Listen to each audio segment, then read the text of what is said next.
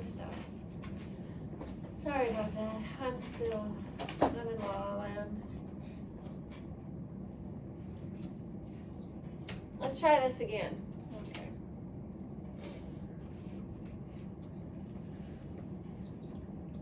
So I said we were going to basically repeat what we talked about in honors, and we weren't doing that. Okay, so again, this is starting fresh.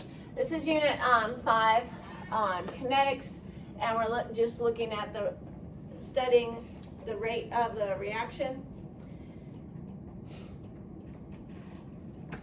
That's why I thought we were, yeah. So again, the rate, we already talked about this, is looking at how quickly reactants disappear or products appear.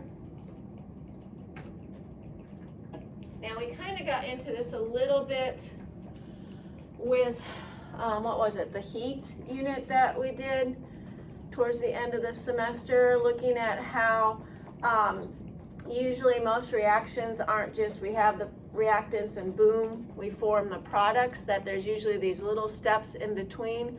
We're going to get into that more in this chapter, and that's called the reaction mechanism. So that's a series of steps that add up. Remember how you had to flip one or double one or halve one and combine them all together to get the overall observed reaction. So we'll get into that a lot more in this chapter and take a look at that.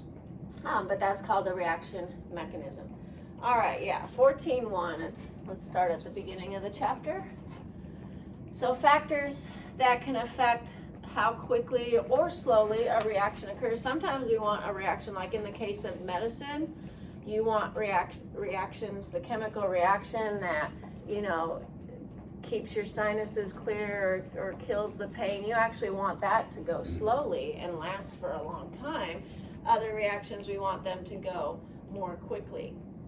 So the physical state of the reactants, whether they're solids, liquids, or gases, typically, as we've seen already, gases will react much quicker than liquids, and solids will react the slowest in most cases. Their concentration, like we were talking about for Friday, depending on how concentrated the reactants are, so the more highly concentrated something is, the more of it we have, so it will react more quickly. Temperature plays a role, and we're going to go through this. We'll talk a little bit in detail about these today, but we'll spend a whole class period on these throughout this chapter.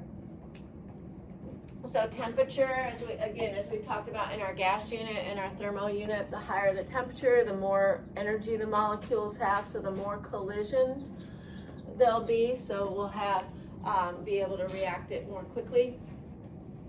And then finally, a catalyst.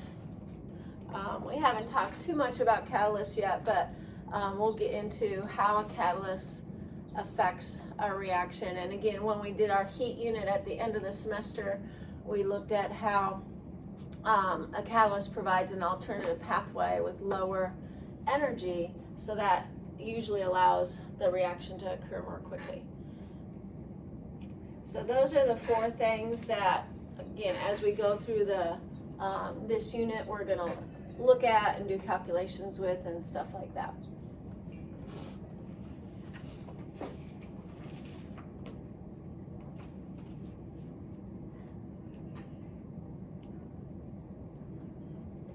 And yeah, if you have to leave to get to wherever you need to go, feel free. Okay, so again, today we'll just look at a little bit, a small glimpse at each of these, and then again we'll take an in-depth look at these as we go throughout the unit. So the physical state of the reactants, again, in order for a reaction to occur, as we looked at last chapter, we have to break the bonds of the reactants and form new bonds with the products. And in order for that to happen, the reactants have to be able to mix and come together and bump into each other. So the states of matter will help that. So if the reactants are gases, they're going to be able to mix and collide more easily than if the reactants are liquids or solids. And again, I just kind of got out of order. Yeah, but again, we have to break the bonds of the reactants and form bonds of the products. So again, typically we would see reactions with gases occur more quickly than we would reactions with liquids or solids, because they're moving and going to collide and be able to break those bonds more easily than in solids or liquids. Which also kind of goes along with the ability of the reactants to meet. So the more easily they can collide with one another, the more quickly they can react and again form those intermediate or those other reactions that we don't see of making those other things along the way. So again, with gases moving around faster, having more kinetic energy, they're more likely going to collide than solids or liquids. Now, we've talked about homogeneous versus heterogeneous reactants before. Again, homogeneous reactions are where all the reactants are in the same phase, all gases, all liquids, could be all solids also. Where heterogeneous reactions are obviously where the reactants are in different states of matter. Some could be liquids or aqueous or solid or gases. And when we get into doing calculations and stuff like that, we'll talk more about the differences in their state of matter and how that affects our calculations, different things we have to worry about when they're in different states of matter.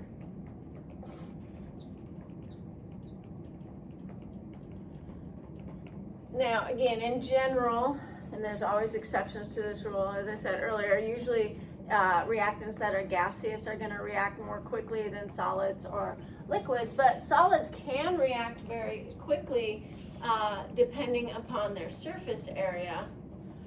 So if you chop a solid up into a fine powder, that solid is going to react much more quickly than a big old lump of that same substance. Because now, as we said up above, we need collisions to occur of the reactants. So by breaking up a solid into teeny tiny little pieces, you've increased the surface area where there's more collisions able to happen with the other reactant. So that's why a lot of medicines, instead of one big solid pill, they make them into powders or capsules, so that once you get them in your body and the coating around the powder or capsule dissolves, then you have smaller surface area of that medicine, so it can react and give you whatever you need much more quickly than just one big solid tablet.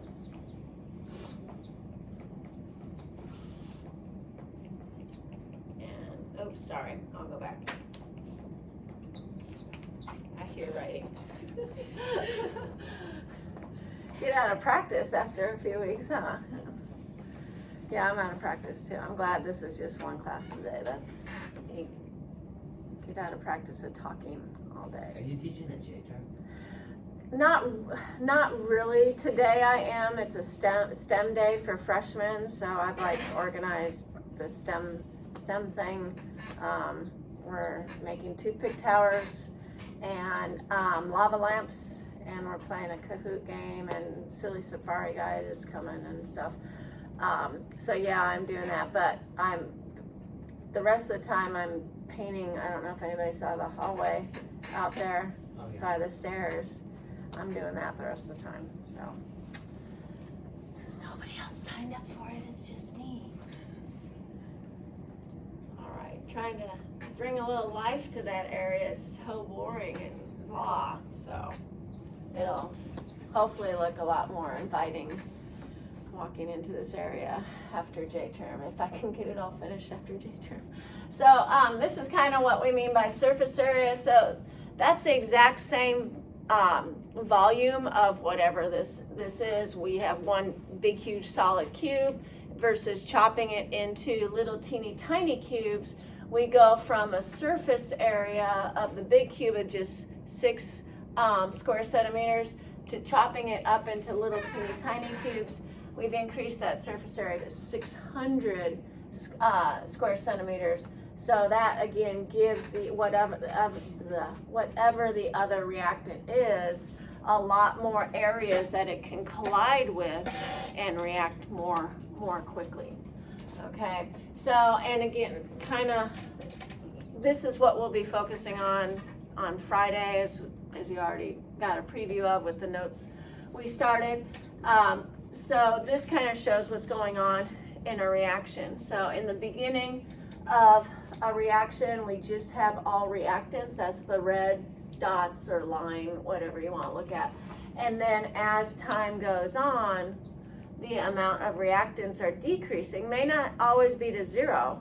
A lot of times, most of the time, we have reactant left over. Remember, limiting versus excess reagent. We'll have reactant left over, but the reactant amount is decreasing over time, and then the blue represents the product that is increasing over time. So we start out with no product at all, and then as we go, we increase. So again, Friday, we'll actually put numbers with that. Today, we're just looking at that. Okay, that makes more sense. I'm like, why are we doing math already? That's okay. So concentration, and again, we're just going to touch on this today. Hello. Hi. You need your supply. Yeah, just any one of those sets. You can make 2 trips if you want. And you can go out that back door if you can get around all the empty boxes. So again, today we're just going to touch on these, and then each day we'll get into more detail. We'll spend a lot of time with concentration and temperature. That's the main focus of the chapter. But again, it makes sense that, as we said earlier, if we have a higher concentration of reactants, they're going to react more quickly because there's more of that to be around, so the reaction will proceed more quickly. And this is who did the steel wool we've done this at the open house, and remember we did steel wool in one of the activities.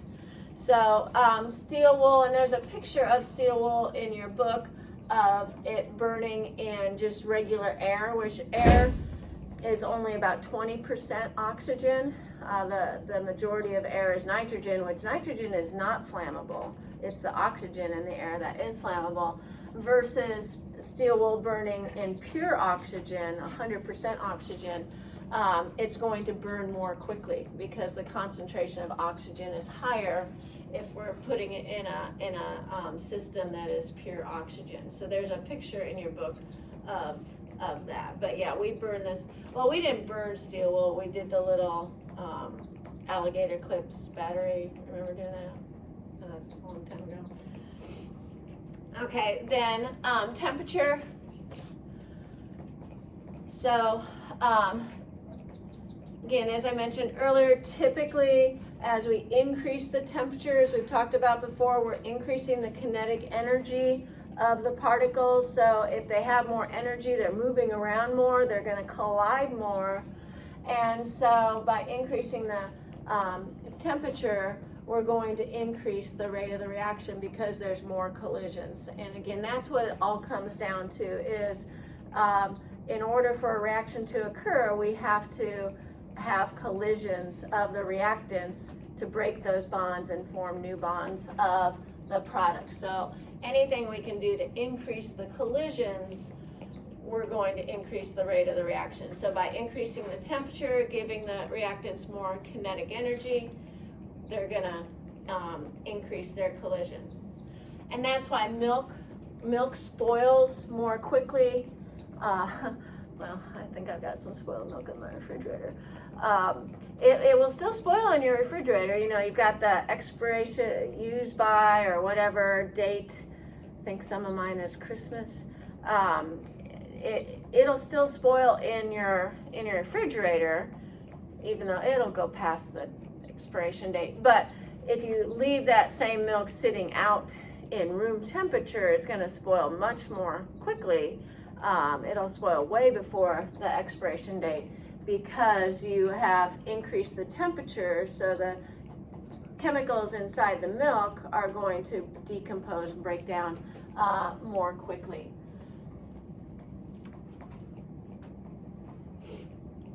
And then finally, a catalyst. Again, we looked at a catalyst with our heat unit a little bit in terms of, remember doing this. Oh, that one really doesn't work. So remember, in our heat unit, we looked at those. We're going to be coming back to these again, where we have our reactants here and our products down here. And in order for the reactants to react, we need, you know, all that energy, that much energy. So again, what a catalyst does is it provides an alternative pathway that allows the reactants to require less energy to form the products. So because they don't need as much energy, they can react more quickly. Okay, so if that looks familiar, that should, and we'll be talking a lot about those in here. And I don't think, nope, okay, I'll go back. Okay, and again, we'll take a look at mechanisms of the reactions and all that good stuff. So that's it for today. So even with the little flub up of starting the wrong notes, but we got a head start on Friday, so Friday will be even quicker. And these are on Schoology. Oh crap! Your free meeting. Okay, so these are on Schoology also. So those of you online, you can upload them to Schoology. Again, I'll get AP Classroom set up, but it's not going to be due for a while.